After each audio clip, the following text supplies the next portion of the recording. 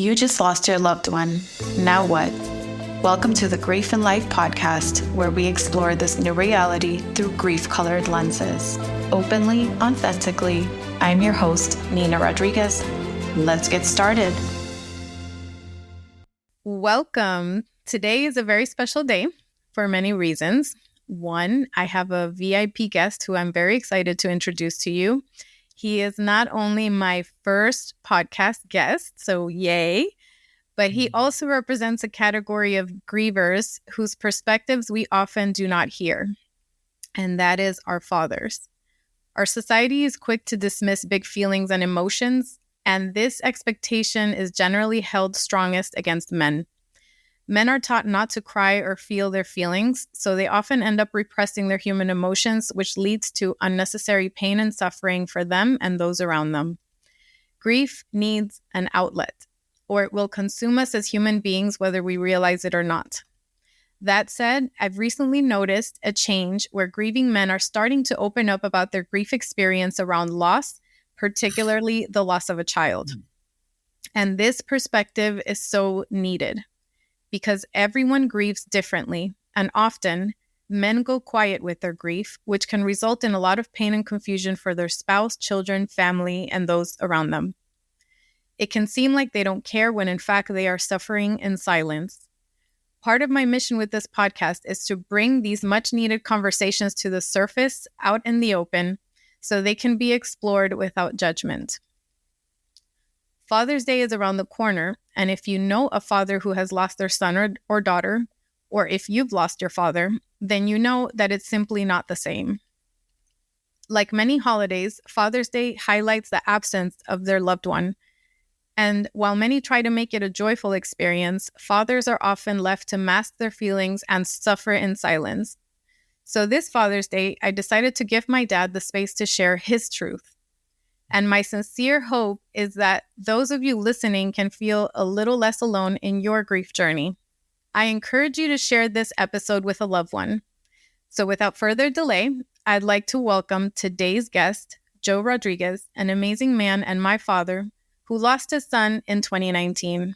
Welcome to Grief and Light, Dad. Thank you, beloved daughter.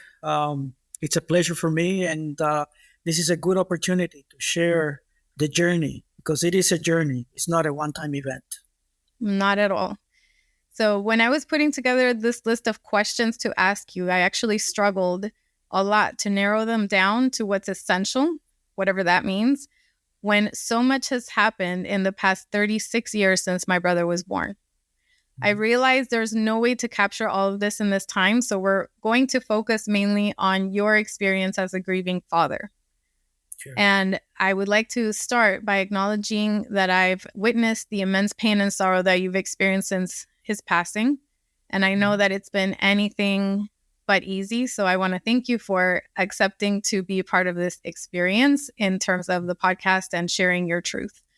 So I will start with the question, how are you doing today? I'm doing great. Life keeps happening, so I'm busy in that respect. So I have to also tell you that every living hour, every breath that I take, there is a constant presence of my son, of your brother. Mm-hmm. I feel like that's the same thing for me.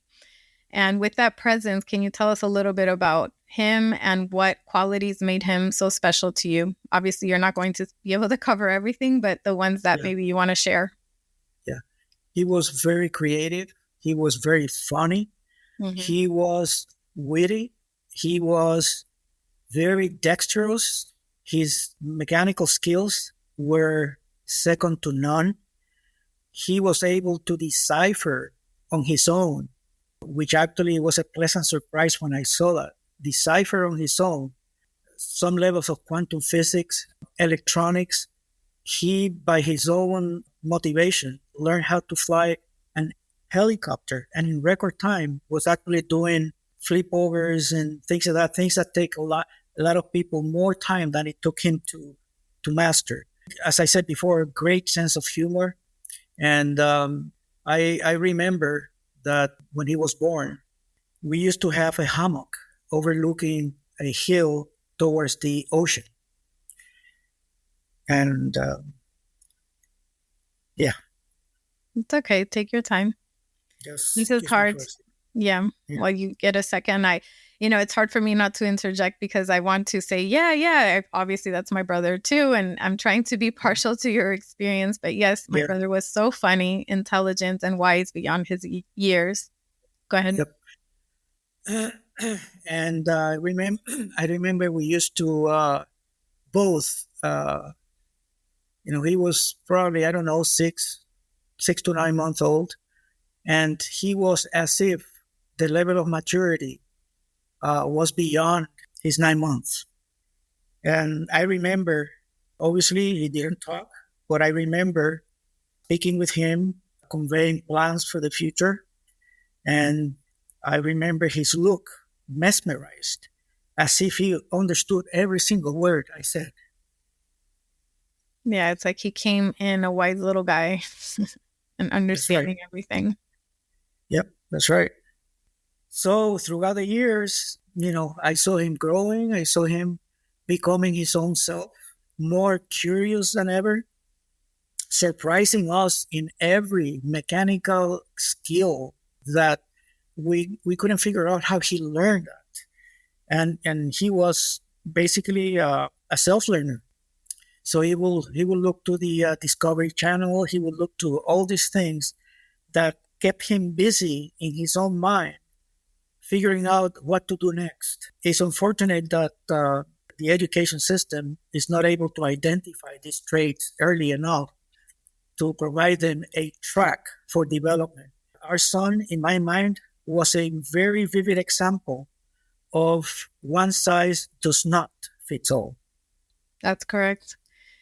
He always operated outside of the box, and he had a very creative mind and wisdom beyond his years. And I feel like, especially back then, at the time when he was growing up, that was not appreciated or understood. I think, society now is starting to recognize that in some areas, but definitely back then it wasn't. So if you didn't fit into this, mold back then it was confusing for teachers to know what to do with you. But he was a voracious learner, and he loved, like you said, he had a natural knack for engineering and mechanics and all these very technical concepts that usually people learn in their adult years, but he learned at a very early age. So I do remember that. Yeah, correct. And because of the many challenges, I share with him time to and from places. And that was an opportunity for us to explore each other's thoughts and philosophies and view of life. Joseph surprised me in more ways than one. Not being yet a full-fledged adult, was able to intuit and figure out life concepts that most of my adult friends don't even get close to, Mm-hmm. So that was another thing that actually say, okay, this kid is heading in the right way. Yeah. No, I mind you that along the way there were challenges because a very intelligent person, a person who needs more than just sitting in a chair listening to a teacher. These are inquisitive minds, self-learners that can easily, with a little push, even teach the teachers. Yeah. So that was challenging. Yeah. With those challenges came a lot of the understandings, especially towards the end of his life, about how he viewed the world. I know he was more of a sensitive soul who felt for people who suffered a lot in this world and had a very natural sensitivity for injustices and things of that nature, sometimes more than any one human being can take on to care about, because the troubles of the world could be so big. But one thing that stands out is that he was very smart beyond his years, but also emotionally, he was very smart beyond his years. And I know that you guys connected on that level a lot right before he left us in physical form. Oh, that is correct. That is a perfect description. I want to take you to, this is about the grief part, right? So I want to bring you back to, what happened afterwards. But my question right now is, how has your life changed since the loss of Joseph in 2019? Oh, that is I can write a book about that one. My life changing, first of all, the experience, going through the experience when it happened, I say that that is the first time in my life that I saw my naked soul. I never connected so deeply with that part of myself. Sometimes words don't make justice to those feelings. And when it happened, something spoke to me. And I say, please help me describe what I'm going through right now in very succinct way. So I would like to read something that I wrote, if Please. that's okay. Of course. And this is a little poem, and I didn't know I was a poet. It just happened. Poet, and you didn't know it. Because my soul opened up in that. It was just like seeing my soul naked. Yeah. So grief tends to bear all of our emotions. It gets rid of all shells and any obstructions to our feelings. Exactly. Okay, go ahead. So here it goes. It says, I call this ode to Joseph. It says, when the loud sounds of silence sets in, when the moon is the only witness during my sleepless nights, when cherished memories become alive, my naked soul weeps and shivers in the harsh cold of grief. And that summarized my feelings back then. And clearly still do, understandably so. Yeah.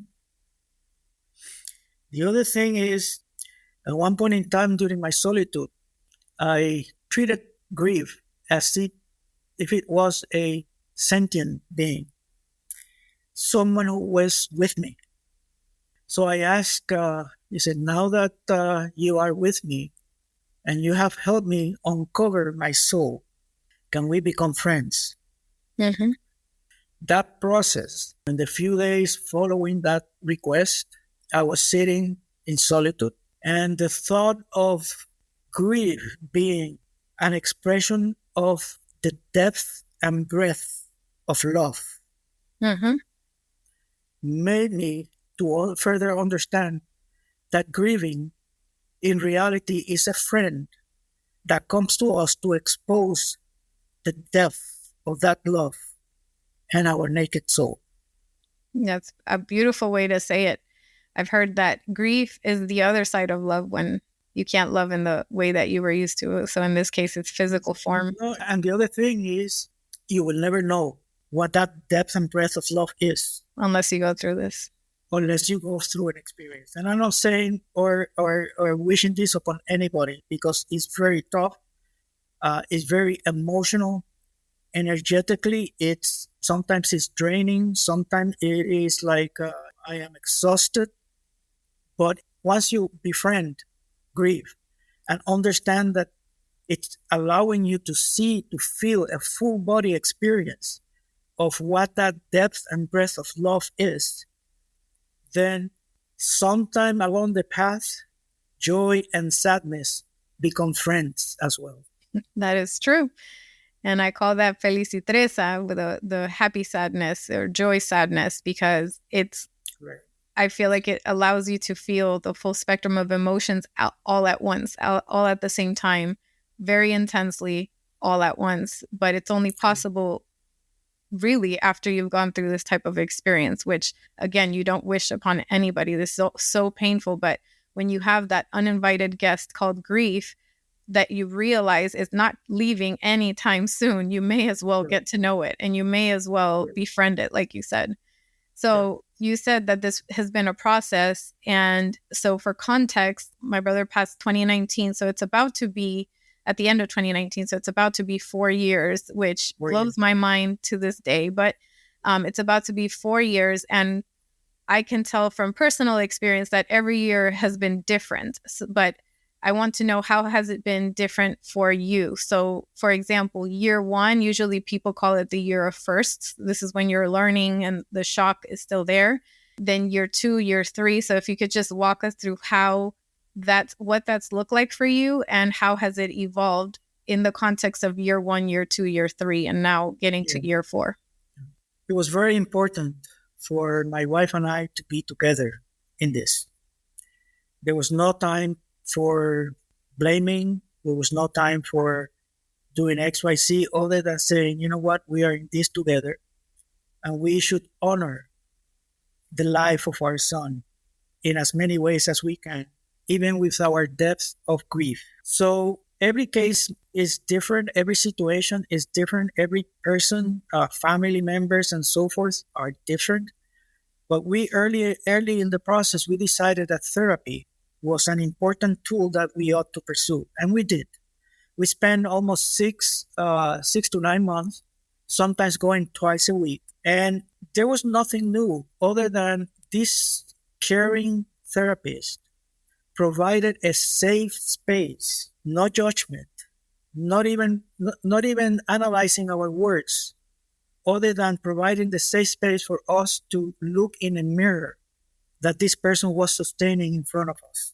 And by us expressing every single aspect of what we were experiencing emotionally, psychically, physically, and so forth, the person was tender, understanding, and sometimes repeating our own words back as a sounding board. And believe it or not, that simple process of repeating the words, sometimes we lose track of what we say because what is behind it is painful. But we say it, and another person, when that person who has your best interest and creating a space, a safe space, repeats it back to you, you look into that mirror and it resonates even deeper.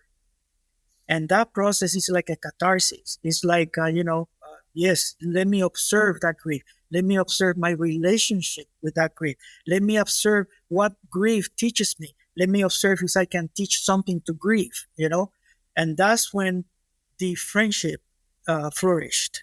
And the more I ponder over those second year, the more I treasure the fact that we pursued therapy immediately and didn't wait for us to feel emotionally drained or pity or, suffering and things like that. I say, no, not only we have to pursue therapy, but in doing so, we wanted to find a way to honor the memory of our son with the best of ourselves. And that was the commitment that my wife and I had and still have to treasure every single memory, every single experience of that beautiful person that was our son.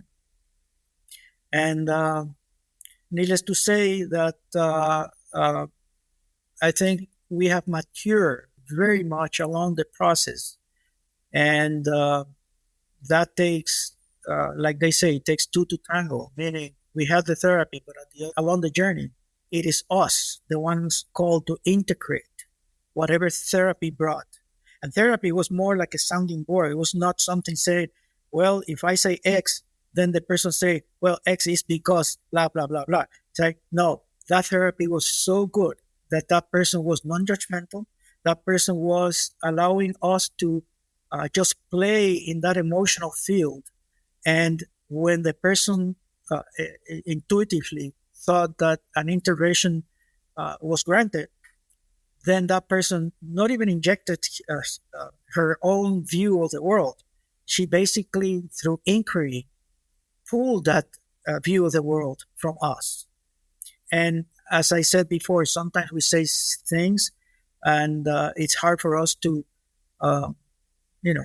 retake them because of the emotional pain that is behind it. But having that space is very key for you to have an opening of yourself. Well, first of all, it sounds like this therapist was amazing. So kudos to her and more therapists like her.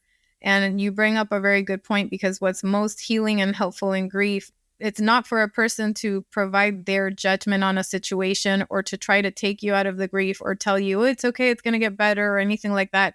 It was exactly what you said, like allow you the space, the safe space for you and your wife, my mom, to be able to explore these new feelings and this new loss within the context of what is, what's next, what has been, and process and integrate, which I think grief is also the integration process of all of this. So that's why it's so long and it's lifelong and it's a process.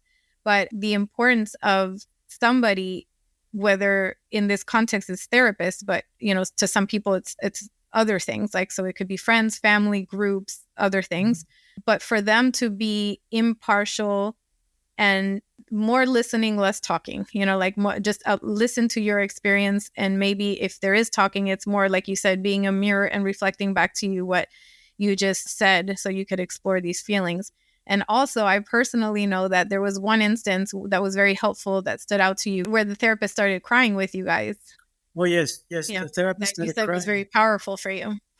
It was very powerful because we knew that the person in her therapeutic environment was truly with us. And when I saw that, I knew that that person was with us in that field, helping us.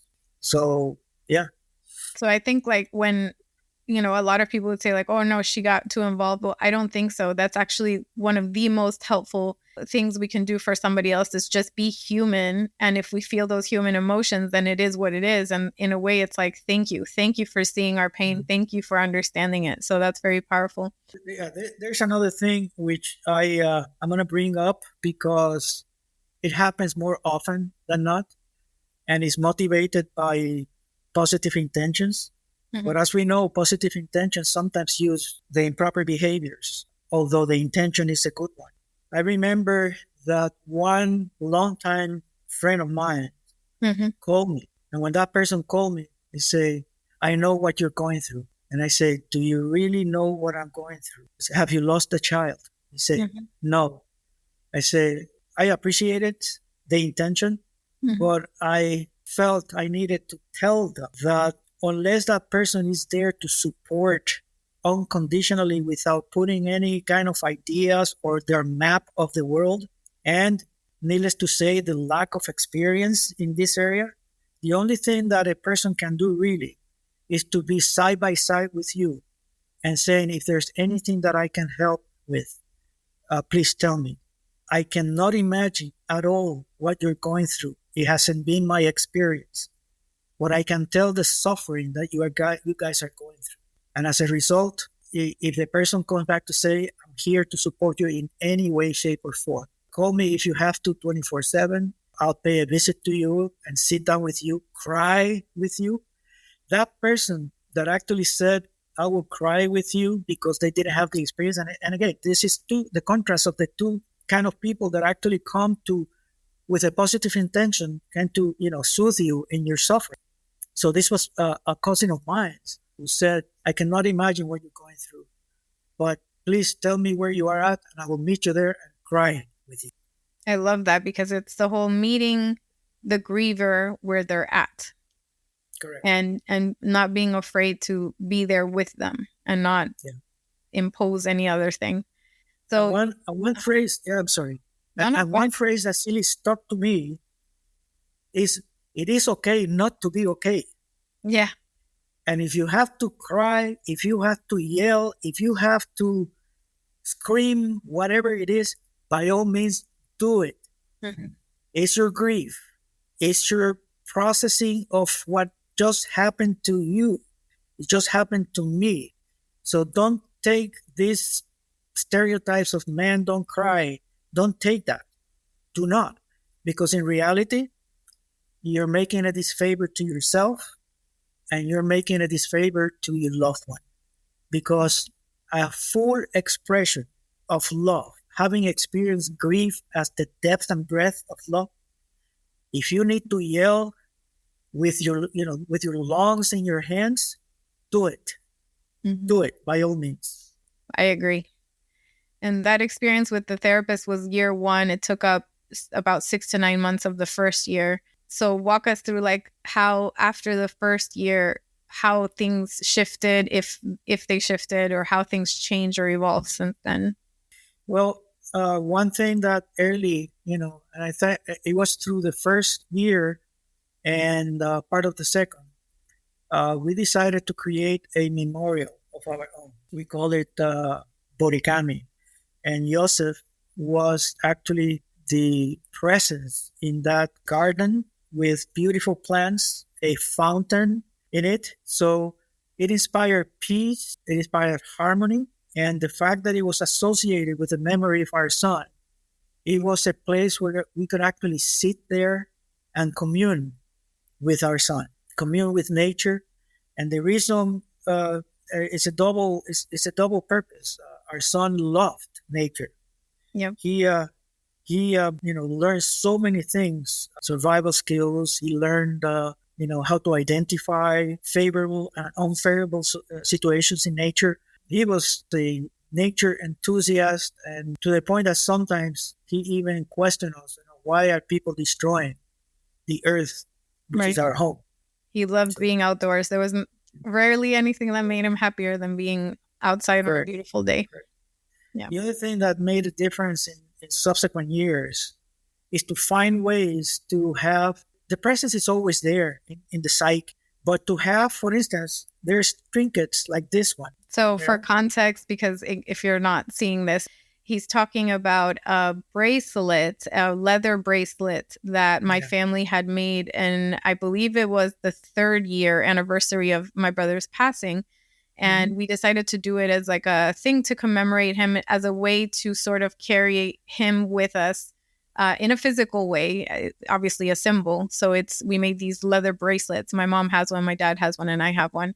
So that's what he's referring to. Go ahead. Correct. And in this bracelet, as my daughter describes, this one right here, I decided to engrave it with always present to each other. So when I have it, it's like a reminder that presence will never, ever, ever go away.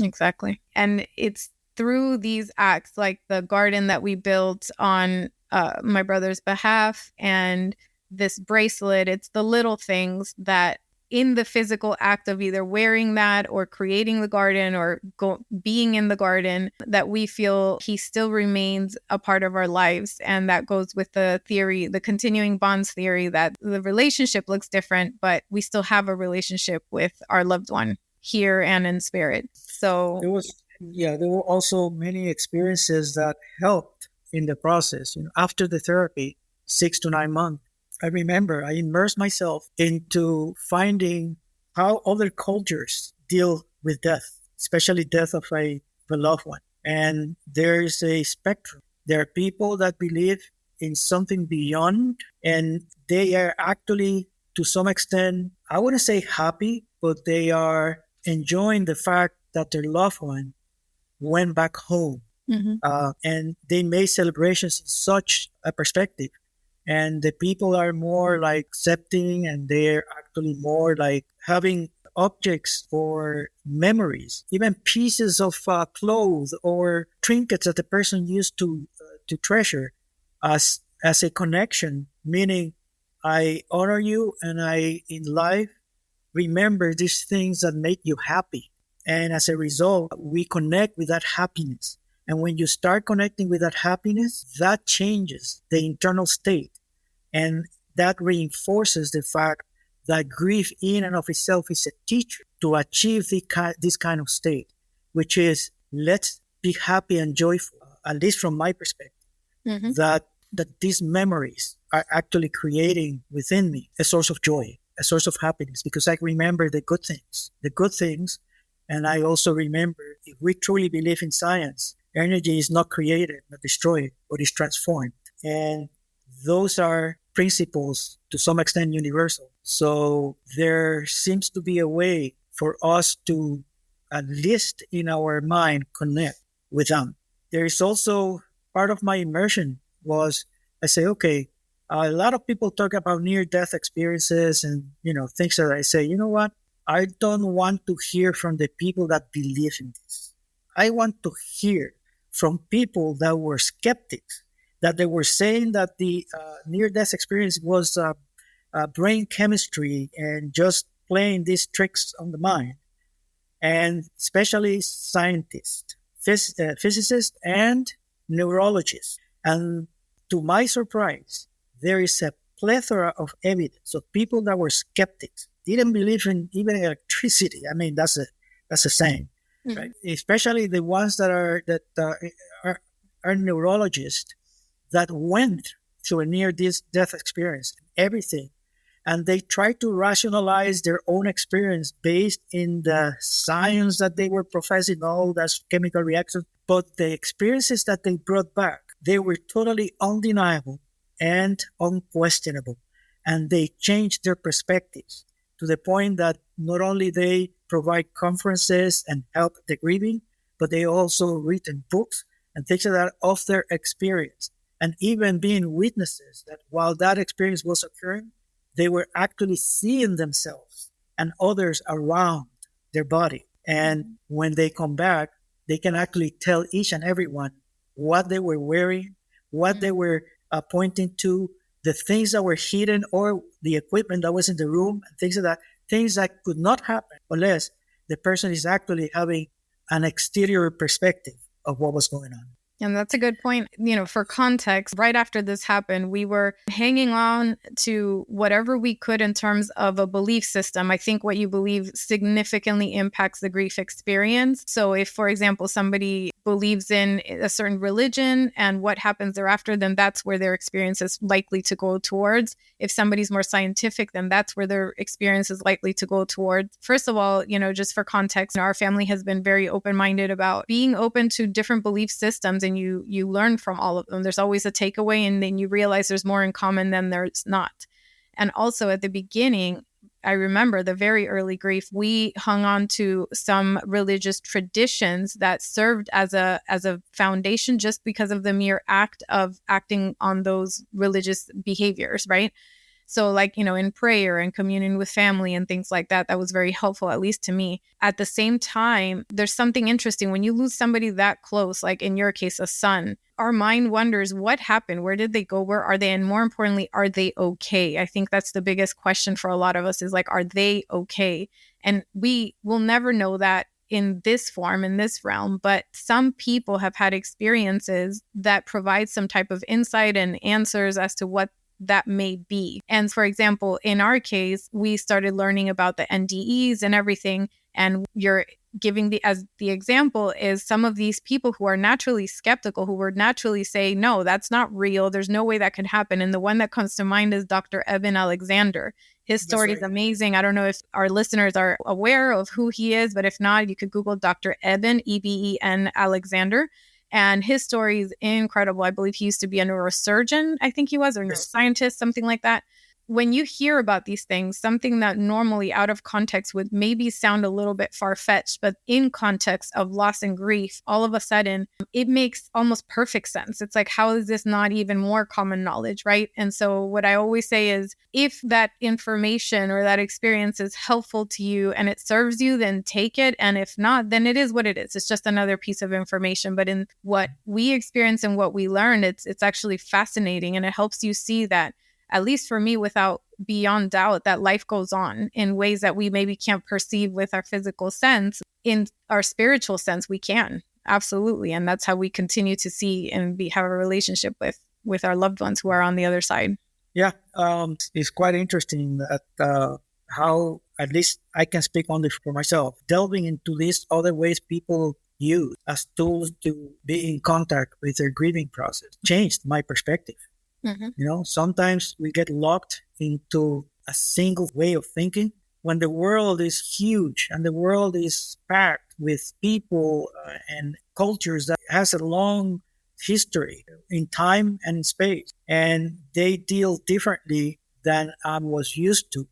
And when I delve, non-judgmentally, when I delve into what they do, how they do it, and why they do it, it makes perfect sense. And all of a sudden, this is growth. This adds to the sense of peace that you receive because there's another way to look at this that is enriching. Mm-hmm. That was part of our healing process as well. The other thing, I recognize that there is a spectrum of people who believe in higher power, people who don't believe in higher power. That's okay. Every person is in the stage of that connection or not, given their own convictions and beliefs, right? Mm-hmm. But what is true is that when you look at what is called evidential circumstances on life beyond death, mm-hmm. it's uncanny how this evidence provide not only data, but undeniable facts that only a few people knew. And when it's brought forth, you say, definitely this is not pure coincidence or statistics. This is beyond statistics and coincidences. Right. And it's powerful. It's powerful for, like you said, the conviction about, life after death, that we go on, and also very healing to know that. And it's very comforting to know that in this process as well. Speaking of this, one thing that, obviously I know because you're my dad, is that that you also lost your brother, one of your brothers, earlier, it feels like a few years ago, but it was actually like almost 30 years ago. 1997. In 1997. And you happen to be the same age as your dad when you lost your son. So your dad lost his son, you lost your brother, and then you happen to be the same age as your dad when you lost your son. So what? One more piece of data. Oh yeah, one more piece of data. Go ahead. My brother was my dad and mom's second son. Joseph was our second as well. So even more coincidences, which is chilling and mind-blowing at the same time. So how does that help you view your father and how he grieved? For us, that was the first encounter of a close death in my family. Especially my brother was my second. Disbelief. At that point in time, I questioned everything. I questioned everything about life, everything. And my father and my mother, and again, because of their religious beliefs and views of life, as a result, they held together. They held together. They both suffered. They both cried. My mother was almost a full year in bed because it was very tough and very impactful and a lot of emotional and deep soul pain for her. Mm-hmm. So the fact that they had been married for 67 years and having had this experience of losing a son, I remember that my father's statement immediately after that happened. He said, "We lost one of ours. Now more than ever, we need to hold tight."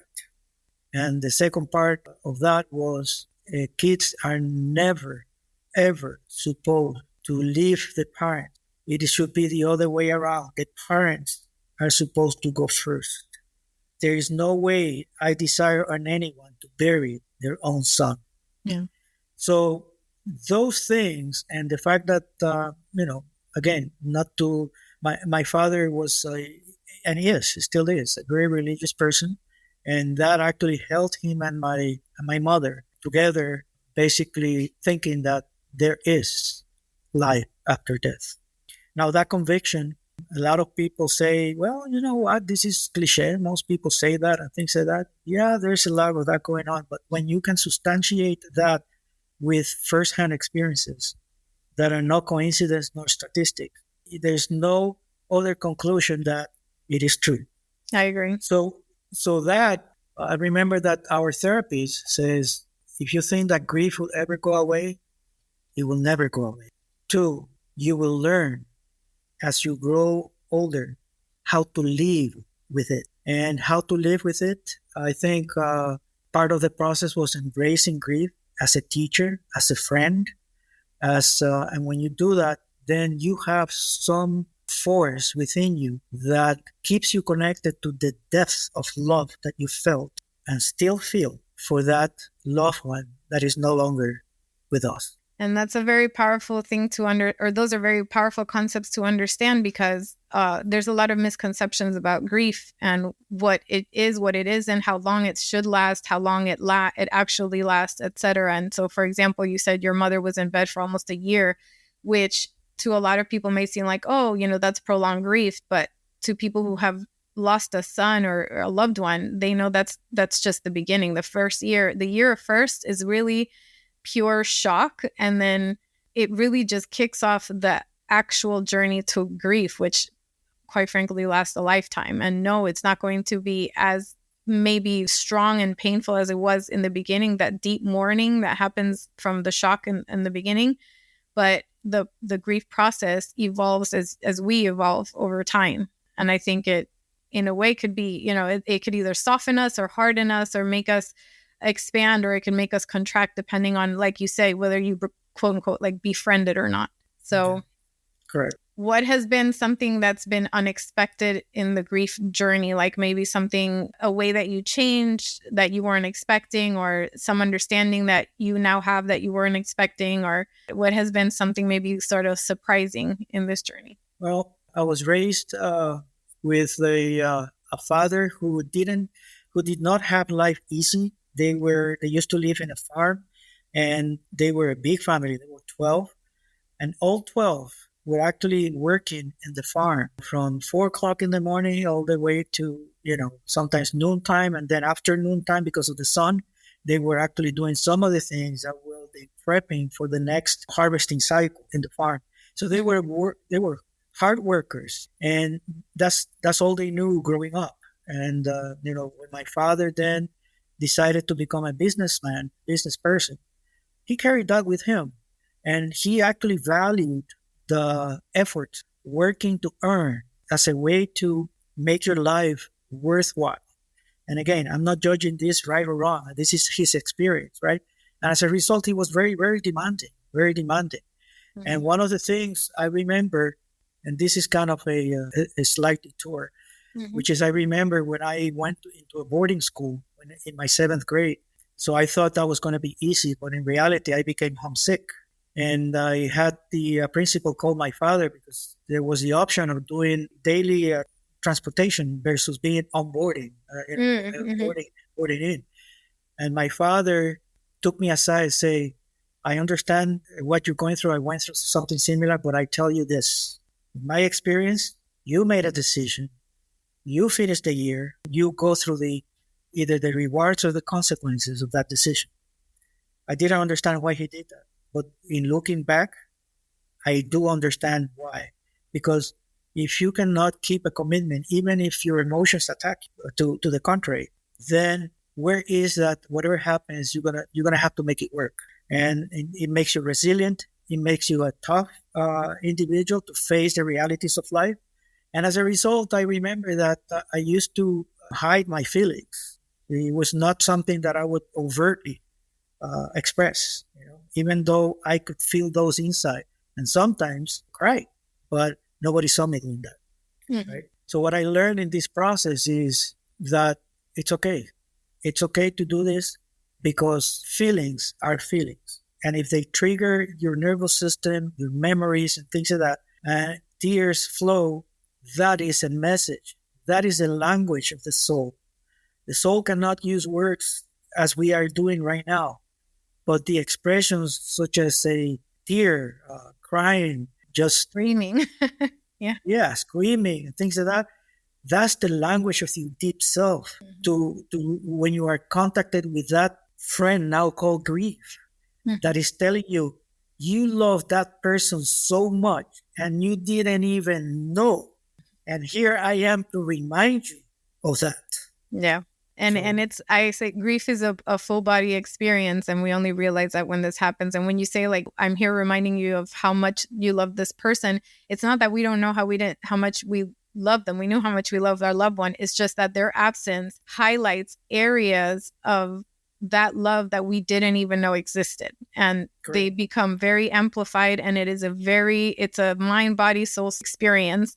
And I think you have to allow it to do what it needs to do, because otherwise, when you repress that, it can turn into dis-ease. And that's where you have the additional problems. Grief is complicated enough as it is. And I always say grief is not this or that, it's this and that. So if you embrace the and you start living in the and, it could be painful and a friend, and it can be joy and it can be sorrow, and it can be this and that. When you live in the and you embrace it, then the process transforms into not just something more bearable, but you are able to stand on ground where you can add meaning to it and carry forward your life in a way that is the slightest bit more manageable, I think. Yeah.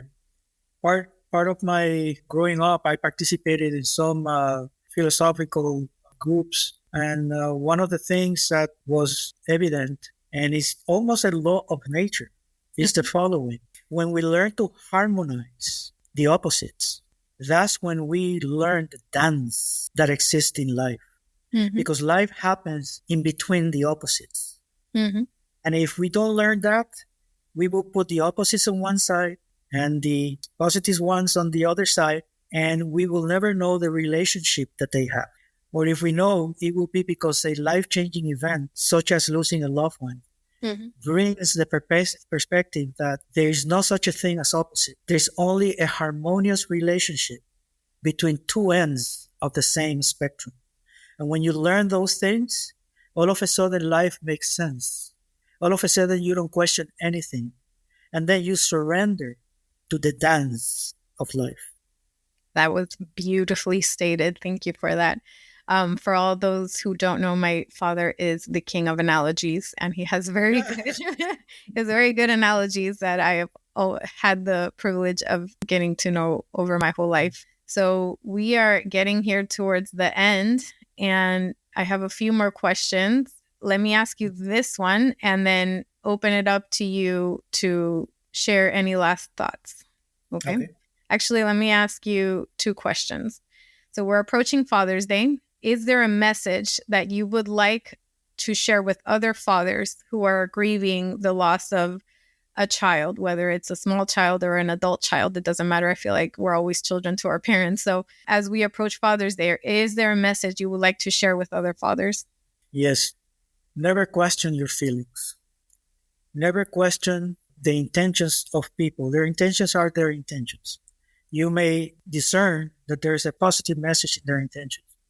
But the grieving process and the relationship you have with your loved one is uniquely yours. So allow yourself to experience everything in relationship to that. Father's Day is just another reminder that the absence of that person, believe it or not, this is harmonizing the so-called opposite, that the absence of the loved one creates a presence in you. And that presence lives forever within you. One of the things that I do is that during his birthday and Father's Day and some other holidays, before I go to the gathering of the family, I go into my solitude and I have a conversation with my son. You know, whether it's true or not, it doesn't matter to me. In my mind, I am having a conversation with my son, blessing him, wishing him well, having him know about how I feel, and asking him, how does he feel? And how are we both better now? Because he is in one side and I am in another side. And as a result, sometimes, call it intuition, you have sparks of thoughts that were not your natural flow of thoughts. And all of a sudden you say, thank you, because that was not part of my train of thought, yet here it is as a response. Just be open to that. Be open to that. The other thing is, most of our gatherings, people don't notice, but I used to cook for him a meal that he was very fond of. He loved your cooking. Yeah, so whenever there is like his birthday or Father's Day and things like that, and I cook something because I like culinary arts, I put something in a little plate and take it to either his shrine or the garden that we created. Say, Joseph, we want you to be a participant with us today. And I just leave it there. So whether a squirrel comes and eats it or a frog or whatever, I take it that those were emissaries from my son saying, thank you. That's beautiful. Yes, you always include him in all of the celebrations. And my brother loved my dad's cooking. Just it was one of the things they really bonded over that. The other thing is that I cannot overemphasize this. Find it within your heart to embrace your grief. To embrace your grief. Yeah. It's not an enemy, and it will be with you forever. So you might as well befriend it, talk to it, allow yourself to feel the feelings from your depth of your soul that are only brought because of grief.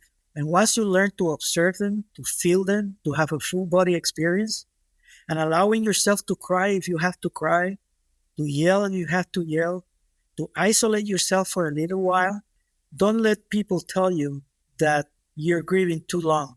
There's not such a thing. Mm-hmm. You grieve as far and as distant as your befriending with grief takes you. Mm-hmm.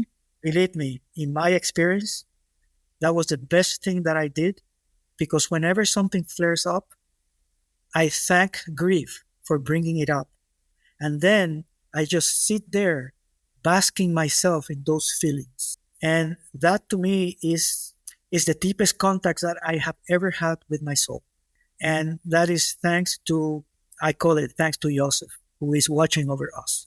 That's beautifully stated. And I also know that getting to that place can take a little bit of time, especially in that early grief. So when you hear somebody talk, especially a father who lost his son, talking about befriending grief, it took time to get there. It took a lot of work to get there. It took a lot of tears and pain and all the other feelings to be able to get there. But once you do, and there's a level of acceptance, and once you do, it shifts everything. It shifts the entire experience. So if you are grieving the loss of your loved one, and some of these words sound almost impossible to embrace, then it's okay. Like, it just understand that everything is also a matter of timing, and it's a process, and that process takes a lot of time. So, but when you do, if and when you do, it really shifts everything. So my last question to you, and then you can also after that finish with finishing thoughts you wanted to say. My last question is, what would Joe today tell Joe almost 4 years ago? We made it. And now more than ever, I feel a deeper connection with that loved one. Sometimes I even question myself. I say, why did it have to take this route? Well, the other thing that I have learned is to be in awe, in a flow state. Be in awe, not trying to understand everything that happens to us, because there are energy currents that are way beyond our comprehension, and thinking that we might have an explanation for everything is kind of pretentious. So yielding and surrendering to the emotions that are brought by grief created a space of self-knowledge, created a space of, to some extent, beginning to realize that we're more than just this body. And honestly, I can unequivocally, and I say this is my experience. I have, my experience only. Everybody has different experiences and different stages of the process. But befriending grief is the best thing that I ever did, because that basically brought me to be in touch with that part that we always talk about, but somehow it is elusive to us. Beautifully stated. Thank you so much. Wishing everybody who's listening a gentle Father's Day. May it be exactly what it needs to be for you and your loved ones. And I hope any part of this resonated. And if it made your day a little bit better, then we are glad. And on my personal note, thank you, Dad, for participating. I appreciate all of this. Thank you, daughter. I love you. I love you too. This won't be the last one. So thank you very much. With that, we are signing off. That's it for today's episode. Be sure to subscribe to the Grief and Light podcast. I'd also love to connect with you and hear your thoughts and your stories. Feel free to share them with me via my Instagram page at Grief and Light, or you can also visit griefandlight.com for more information and updates. Thank you so much for being here, for being you, and always remember, you are not alone.